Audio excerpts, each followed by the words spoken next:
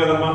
కానీ దేవుని యొక్క మాటలని ఎక్కడన్నా ఎప్పుడన్నా ఏ సమయం అంతా విన్నప్పుడు ఏం చేయాలంటే ఆ మాటలు చాలా జాగ్రత్తగా పట్టుకుని జీవించే వారిగా ఉండాలి, కాపాడుకో.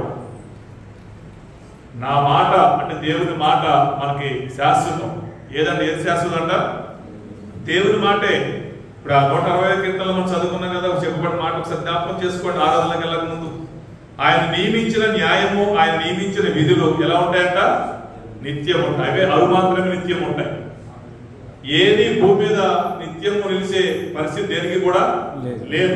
ఆయన న్యాయం నిత్యం ఉంటుంది, నిరంతరం ఉంటుంది. ఆయన నియమించిన విధులు నిరంతరము ఉంటాయి. కానీ భూమి మీద ఏది నిరంతరం ఉండదు. హల్లెలూయా. నిత్యము నిలిచే ఆయన న్యాయాన్ని, విధులను మనం పాటించాలని దేవుడు కోరుకుంటున్నాడు. కనుక ఏం చేయాలి? ఆయన న్యాయాన్ని, ఆయన యొక్క శాస్త్రాన్ని, ఆయన యొక్క నిబంధనని, ఆయన యొక్క కట్టడాన్ని, ఆయన యొక్క విధులను మనం పాటించే వారిగా మనం ఉండాలంటే ఏం చేయాలి? ఆయన మాట వినాలి. హల్లెలూయా. ఆయన చెప్పినట్టుగా మనం వింటే ఆటోమేటిక్ నువ్వు ఎలా బతకాలో నీకు తెలుసు, బతకగలుగుతావు. వినకపోతే నీకు ఎలా తెలుస్తుంది? తెలియదు. నాడు వినే పట్టణస్తులకు దేవుడి యొక్క న్యాయములు తెలియవు. తెలియవాడికి కనుక ఏం చేస్తారు? వాళ్ళు జీవిస్తున్నారు, కానీ ఆ జీవన విధానం దేవుడి దృష్టికి ఎలా ఉంది? పాపంగా కనబడ్డది, పాపంగా కనబడింది. ఆ పాపాన్ని చూసి దేవుడికి బాధ అనిపించింది.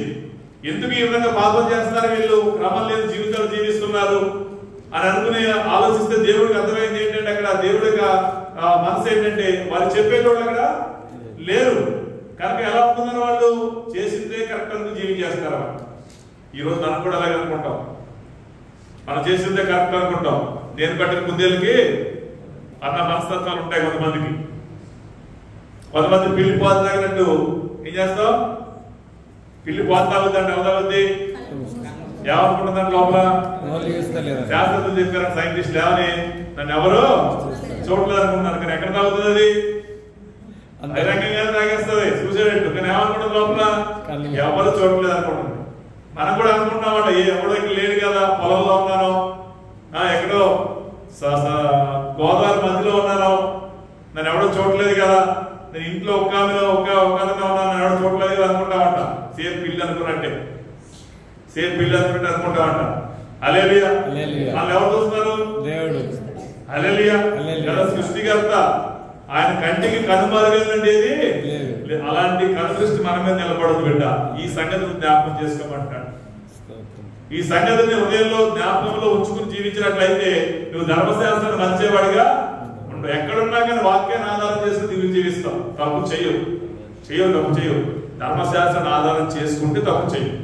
ధర్మశాస్త్రం నీకు లేదనుకో, అలా నిన్నే పట్టణస్తులు చేసాడు, తప్పు చేస్తాను. కనుక దేవుడు ప్రేమించి ఏం చేశాడు? అక్కడికి ఒక ప్రవక్తనే, సేవకుడిని పంపించాడు. ఎవరో ఆయన పేరేంటి? యోనా అనే ఒక సహోదరుని దేవుడు అక్కడికి పంపించాడు. 1,20,000 మంది ఎంతమంది అక్కడ నెంబర్ ఉంటుంది అక్కడ ఆ రోజుల్లో. అంటే ఎంతమంది ఆ రోజుల్లో 1,20,000 మంది అంటే ఎంత జనాంగ, ఎంత పెద్దప్పుడు? పెద్ద జనాంగ లెక్క, పట్టణం లెక్క కూడా. హల్లెలూయా. అంత పెద్ద జనము నశించిపోతూ ఉంటే నాకు బాధ కలగదా? యానను అక్కడికి వెళ్ళమని చెప్తే యాన వెళ్తాం ఇష్టపడ్డావు. కారణం ఏంటంటే శరీరాన్ని బట్టి కలిగిన ఆలోచన బట్టి సస్యాలుగా నాకైతే అనుకుంటాడు. కారణం ఏంటంటే ఇశ్రాయేల్ ప్రజల్ని ఇబ్బంది పెట్టే మనుషులు. అలా అనుకున్నప్పుడు దేవుడు అంటాడు, లేదు లేదు, వారిని కూడా కన్నదే నేనే. మానవులను సృష్టించింది ఎవరు? ఆయనే. కనుక లేదు, నా బిడ్డల వాళ్ళు నశించిపోతున్నారు తెలియకని అక్కడ పంపినప్పుడు ఆయన చెప్తాడమ్మా. ఇక్కడ గ్రహించాల్సింది ఏంటంటే అక్కడికి వెళ్ళి దేవుని యొక్క నోరుగా, దేవుని యొక్క మాట అక్కడ చెప్తాడు. నేను పట్టణం అందరిగా ఆ పట్టణం అంతా సంచరించి చెబుతాడు.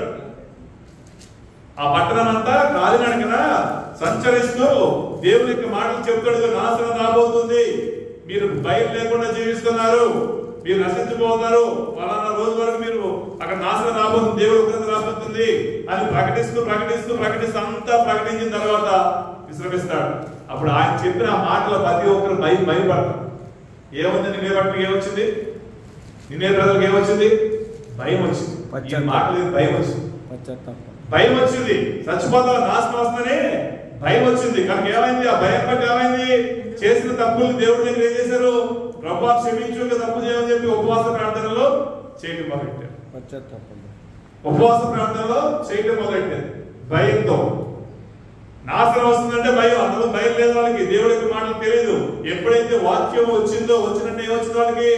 భయం వచ్చింది. భయం ఏమైంది? దేవుడి వైపు వాళ్ళు తిరిగి చేసిన తప్పులు క్షమించమని దేవుడి దగ్గర ప్రార్థించడం మొదలెట్టారు. ఎవరో మానవుని కానించి రాజు వరకు, సామాన్య వ్యక్తి కానించి సింహాసనాసన రాజు వరకు ప్రతి ఒక్కరి గోరు పట్టు కట్టుకుని క్షమించమని అడిగిన ఆఖరిగా పశువులు కూడా నీళ్ళు పెట్టడం మానేశారు.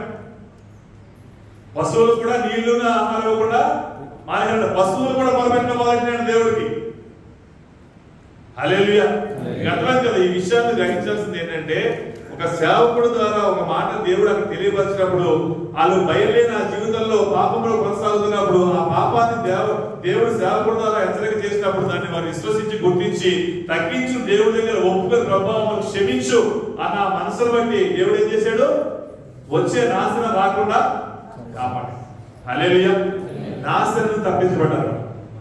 నశించిపోయే వాళ్ళు నశించిపోకుండా వారు జీవించే జీవితాన్ని వారు పొందుకున్నారు.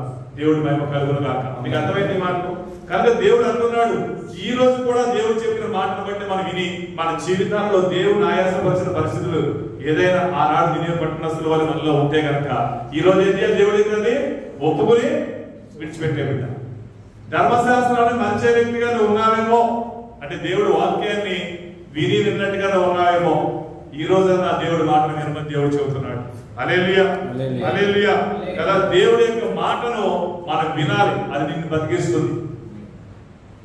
ఆయన మాటను వినని పరిస్థితులు ఏదైనా నీలో ఉన్న అంతటిని బట్టి, మనలో ఉన్న అంతటిని బట్టి ఈరోజు ఏం చేయాలమ్మా? కప్పుకోకూడదు, దాన్ని దాచుకోకూడదు. ఆ నినివే పట్టణస్తులు దాచుకున్నారా? దాచుకోలే. ఏం చేశారు? ఒప్పుకున్నారు, విడిచిపెట్టేశారు. దేవుడు కృప వారి వల్ల కలిగింది కనుక వాళ్ళు బ్రతికే సజీవులుగా జీవించారు. దేవుడు కూడా మనం సజీవులుగానే ఉండాలని కోరుకుంటున్నాడు. హల్లెలూయా.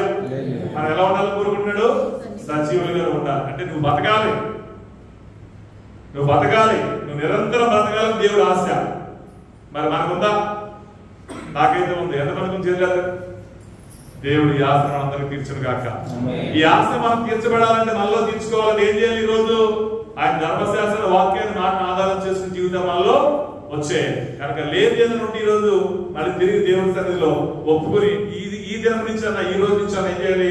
దేవుడి మాటను ఆధారం చేసుకుని బ్రతికే విధంగా మనం జీవించాలి. దేవుడి మహిమ కలుగును గాక.